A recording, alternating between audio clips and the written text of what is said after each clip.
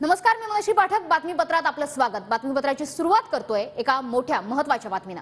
भाजपचे उन्मेष पाटील हे संजय राऊतांच्या भेटीसाठी दाखल झालेत. भाजपनं तिकीट नाकारल्यानं उन्मेष पाटील नाराज आहेत.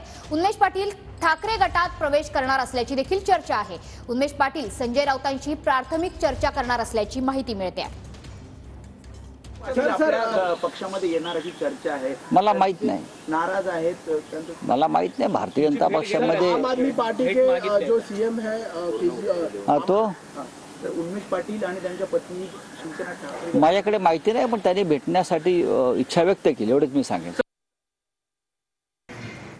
तर उन्मेष पाटील हे संजय राऊतांशी आज प्राथमिक चर्चा करतायत. महायुतीला शह देण्याची ठाकरे गटाची तयारी असल्याचं चित्र सध्या तरी बघायला मिळत आहे.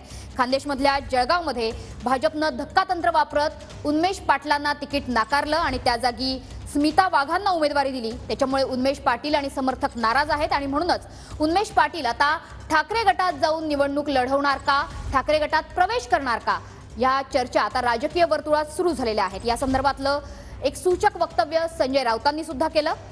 त्याच्यामुळे उन्मेष पाटील हे नाराज आहेत.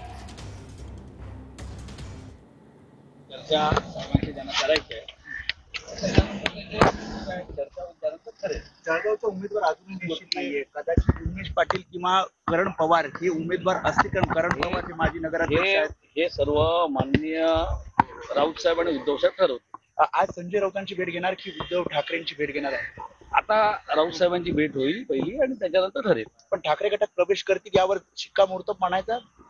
त्यांची आता चर्चा आहे, त्यानंतर ठरेल. आज थोड्या वेळात संजय राऊतांची भेट घेणार अशी माहिती आहे. हो, बरोबर आहे, साहेबांना भेटणार आहेत. नाराज आहेत उन्मेष पाटील. काय चर्चा झाली? कारण एक साधारणपणे 15-20 मिनिटं तुम्ही त्यांच्याशी चर्चा करता. ते त्याचं उत्तर ते देऊ शकतील. चला.